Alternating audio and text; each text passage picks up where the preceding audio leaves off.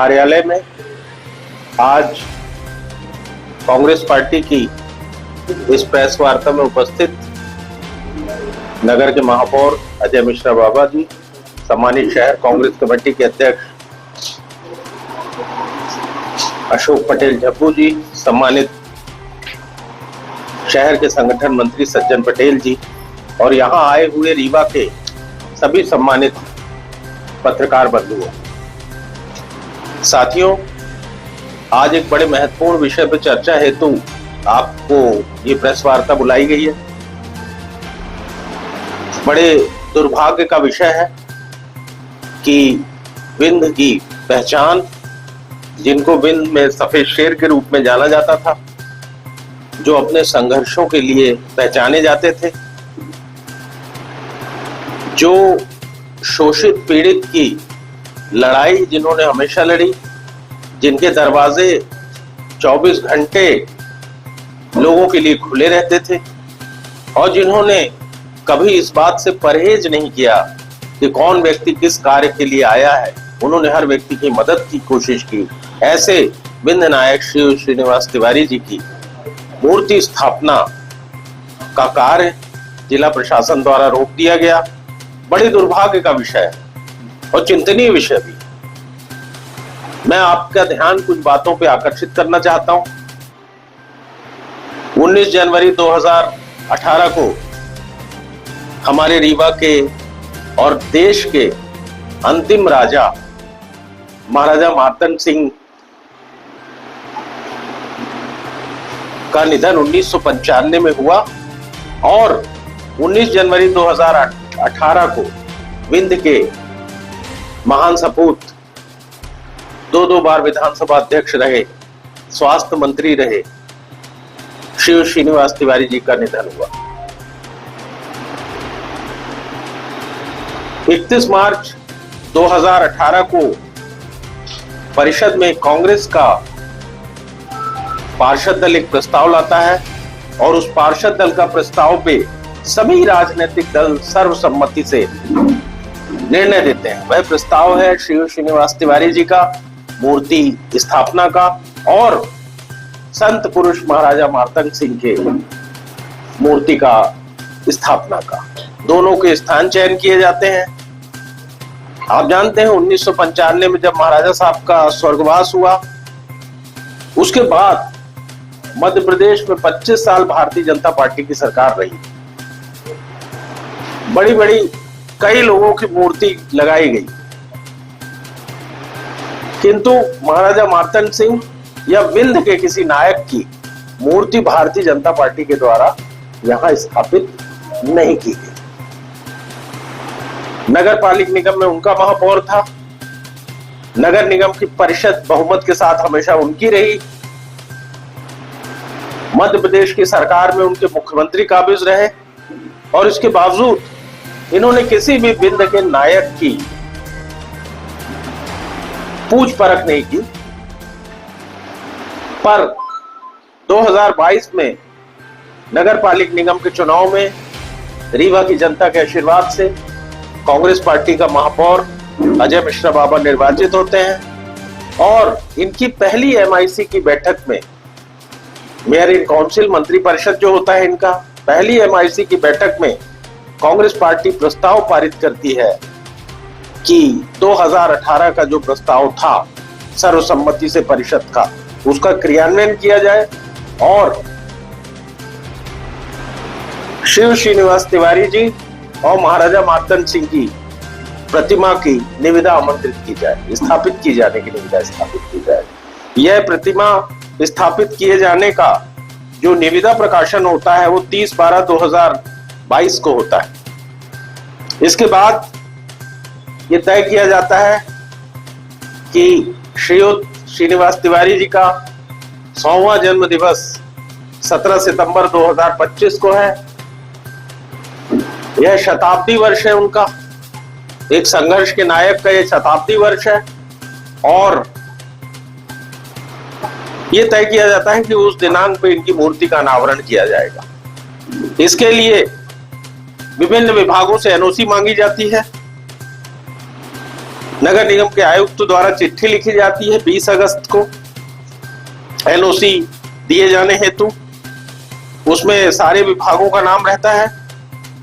सड़क विभाग से भी मांगी जाती है, लोक निर्माण से भी मांगी जाती है, पुलिस विभाग से भी मांगी जाती है और एमपीबी से भी मांगी जाती है। कई जगह से एनओसी आती है और कई जगह से, एक आध जगह से एनओसी नहीं भी आती। इसके बाद इसका रिमाइंडर उनको बार बार दिया जाता है। एक चिट्ठी 2 अगस्त को दी, एक पत्र दिया गया है 2 अगस्त का है, फिर 20 अगस्त का है, इसके बाद 25 अगस्त का है। महापौर जी भी उसके लिए चिट्ठी लिखते हैं कलेक्टर को कि भाई एनओसी का प्रकरण लंबित है, आप कृपया एनओसी दें।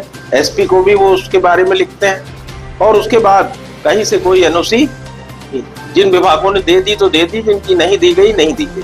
इसके बाद उसका कार्य आरंभ किया जाता है और कार्य आरंभ किए जाने के 10 दिन बाद पुलिस के कुछ अधिकारी आकर, उस पहली बात तो ये कि 10 दिन तक क्या वो पुलिस की भूमि नहीं थी। दूसरी बात ये कि क्या रोड के किनारे की भूमि पुलिस की है, वो स्थान खुला पड़ा हुआ है, कोई पुलिस की वहां बाउंड्री वॉल नहीं बनी हुई है, वहां कोई सीमांकन नहीं है। इसी तरीके से आपको याद होगा कि रेडियो स्टेशन की भूमि में विवेकानंद जी की भी स्टैचू इंस्टॉल हुई थी। अस्पताल के पास दीनदयाल उपाध्याय जी की भी स्टैचू लगी हुई है। शिल्पी प्लाजा का जो कोठी कंपाउंड डेवलपमेंट स्कीम बनी थी, कोठी कंपाउंड विकास परियोजना, उसके तहत जो कॉर्नर में एक पार्क टाइप की जगह छूटी गई थी, उस जगह में हेमू कलानी जी की भी स्टैचू लगी हुई है। सुप्रीम कोर्ट की ये गाइडलाइन है कि सड़क के मध्य में अब स्टैचू नहीं लगेगी। इसके तहत सब स्टैचू अब किनारे में लगाई जाती हैं। अब क्या कारण है कि हेमू कुलानी जी, दीनदयाल उपाध्याय जी की स्टैचू का कार्य हो जाता है, कोई विभाग रोक नहीं लगाता, और सड़क की सीमा से बाहर एक कोने में अगर स्वर्गीय श्रीनिवास तिवारी की स्टैचू लगाई जाती है तो उसका कार्य रोक दिया जाता है। बड़ा दुर्भाग्य का विषय है साथियों। हमारी प्रशासन से भी चर्चा हुई, हमारी नगर निगम से भी चर्चा हुई। कल मैं बाहर था, आज मैं रीवा आया तो मैंने सबसे बात की। महापौर जी के द्वारा मेरे संज्ञान में मुझे बात कल ही टेलीफोन द्वारा लाई गई थी और मैंने जब उनसे चर्चा की तो मैंने उनसे यही कहा कि यह विषय महत्वपूर्ण है, सारे विभाग मिलकर इसका सलूशन निकालें। कलेक्टर साहब, नगर निगम कमिश्नर साहब, एसपी साहब, आईजी, जो भी यहाँ लोग हैं वो जाएं, स्थल का निरीक्षण करें और इस बात का सलूशन निकालें। उनका कहना है कि मध्य प्रदेश शासन की भूमि है और पुलिस विभाग मध्य प्रदेश शासन का। अरे इसी नाम पे तो आपने इंजीनियरिंग कॉलेज की 100 एकड़ जमीन हड़प ली, उसमें मध्य प्रदेश शासन तो इंजीनियरिंग कॉलेज की जमीन में भी लिखा हुआ था, तो उसमें सिविल न्यायालय कैसे बन गया? उसमें वो जंगल बनाया है, शहर वन, वो कैसे बन गया? माखनलाल चतुर्वेदी कैसे बन गए? विश्वविद्यालय कैसे बन गए? पीछे आवास बनाए गए हैं, प्रधानमंत्री आवास, वो कैसे बन गए? इंजीनियरिंग कॉलेज में जब ऐसी बात हुई थी तो तत्कालीन कलेक्टर से मैंने पूछा था कि ये इंजीनियरिंग कॉलेज की भूमि है, इसमें ऐसा क्यों हो गया? तो उन्होंने मुझसे कहा कि वो भूमि इंजीनियरिंग कॉलेज की नहीं है, वो मध्य प्रदेश शासन की। तो मैंने कहा मध्य प्रदेश शासन का क्या इंजीनियरिंग कॉलेज नहीं है? भाई इंजीनियरिंग कॉलेज जब मध्य प्रदेश शासन का है तो उसकी सारी भूमि जो उसको अलॉट की गई थी वो तो इंजीनियरिंग कॉलेज की रहेगी। विश्वविद्यालय की जो भूमि है वो भी मध्य प्रदेश शासन दर्ज है। तो उन्होंने कहा नहीं नहीं, अब हम उसका नियम बना रहे हैं और उन्होंने इंजीनियरिंग कॉलेज के नाम पे कुछ जमीन करके और बाकी पूरी जमीन उन्होंने मध्य प्रदेश शासन कर दी। प्रशासन जब चाहता है तो वो भूमि उपयोग में ले लेता है और जब चाहता है तो काम रोक देता है। कैसे काम रोक दिया आपने उसका? अगर इंजीनियरिंग कॉलेज की जमीन में सिविल न्यायालय बन सकता है, माखनलाल चतुर्वेदी बन सकते हैं इस लाइन में कि मध्य प्रदेश शासन की भूमि है, तो मध्य प्रदेश शासन की भूमि में शिव श्रीनिवास तिवारी की मूर्ति क्यों नहीं लग सकती? ये कब से तय हो गया कि ये पुलिस की अलग है? आपको जब जरूरत हो तो सब भूमि आपकी, और जब आपको काम रोकना है तो विभिन्न विभागों की। आखिर जीएमएच की जमीन में कैसे लग गए थे दीनदयाल उपाध्याय? प्रधानमंत्री आवास योजना। अब इसकी एक नई वो देते हैं दलील कि ऐसे अब चौराहा नहीं है वो। अरे भाई, गुड़ रोड तो वही है ना, उसमें ऐसे अब चौराहा गुड़ रोड लिखा था। अच्छा, अगर इसमें कोई कंफ्यूजन था तो क्लैरिफिकेशन क्यों नहीं इशू किया गया? जिस जमीन को ऐसे अब चौराहा, जिस चौराहे को बोल रहे हो तो गोविंदगढ़ रोड पे स्थित है, इसका मतलब है मैटर डाउटफुल था ना, तो उसका क्लैरिफिकेशन इशू करना किसका काम था? प्रशासन का काम था ना। और नगर निगम स्वयं कर रहा है ये काम। ये स्टैच्यू कोई प्राइवेट बॉडी नहीं लगा रही, कोई जनभागीदारी में नहीं हो रहा, ये तो स्वयं नगर निगम का काम है, और नगर निगम स्वयं सरकारी संस्था है। आज प्रधानमंत्री आवास सारे ऐसे भूमि में बने हैं कि नहीं बने? आप जाके वहां देखिए। ये किस तरीके का रीवा जिले का प्रशासन है? और अगर जिले का प्रशासन का इसमें दोष नहीं है तो किस व्यक्ति का दोष है? क्या उस व्यक्ति का दोष है जिसके इशारे पर रीवा का प्रशासन चल रहा है, जो उप मुख्यमंत्री हैं? आखिर उप मुख्यमंत्री जी का दखल नहीं है तो कैसे जिला प्रशासन 10 दिन बाद चेत गया? बड़ा प्रश्न है ये।